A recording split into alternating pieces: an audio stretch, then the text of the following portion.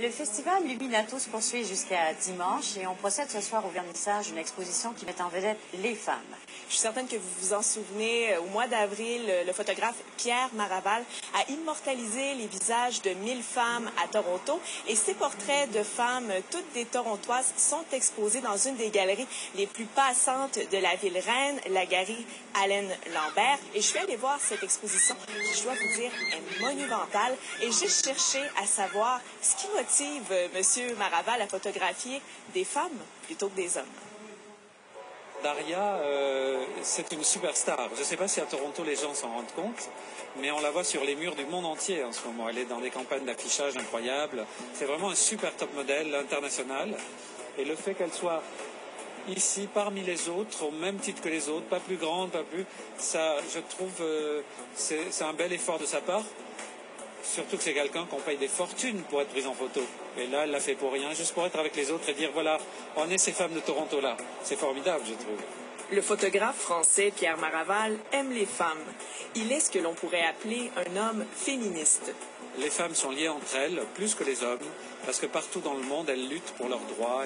Et le fait qu'elles soient liées par ce fait de vouloir exister plus, d'avoir des droits de vote, d'avoir des droits des salaires équivalents, d'avoir le droit d'exercer des métiers qui ne leur sont pas naturellement donnés, je trouve que c'est un lien très très fort. Et donc les femmes sont un groupe gigantesque évidemment, mais qui m'intéresse a priori. Son amour des femmes l'a poussé à photographier au mois d'avril 1000 Torontoises de tous les âges et de toutes les origines en un temps record. Les portraits de ces femmes ornent désormais la galerie Allen Lambert de Toronto. Qu'est-ce qui vous a frappé chez les femmes torontoises? La diversité, ça c'est vraiment impressionnant, la diversité des cultures. J'ai beaucoup voyagé dans le monde et je pense que Toronto c'est une espèce de ville du futur, comme ça, avec un métissage de races, de cultures, d'origine qui est très impressionnant. Ça c'est très frappant. Un projet ambitieux qui lui a fait découvrir une ville différente de celle qu'il a connue. Les gens ici vous donnent le sentiment qu'il faut faire des choses, alors que dans les grandes villes qui ont déjà fait, qui ont déjà tout prouvé, genre les grandes capitales culturelles, c'est très difficile de faire passer des projets ici. Vous avez l'impression d'être bienvenu si vous avez des idées, si vous avez des projets, etc. Et je trouve, en ce sens, c'est une ville qui a un futur très ouvert et je la trouve formidable pour ça. Ce n'est pas la première fois que le photographe se lance dans une pareille aventure.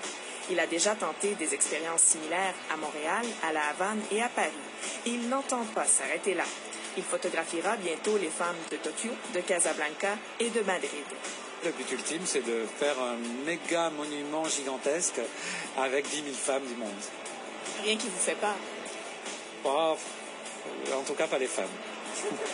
Amélie Beaumont, Radio-Canada, Toronto. Amélie, est-ce que vous en êtes de cette exposition? Je me souviens que vous avez prise en photo. Malheureusement pas. Il n'y avait plus de place pour moi. Ce sera pour une prochaine, je suis sûre. Mais je vais aller faire un tour. Je vais aller voir cette exposition, c'est promis.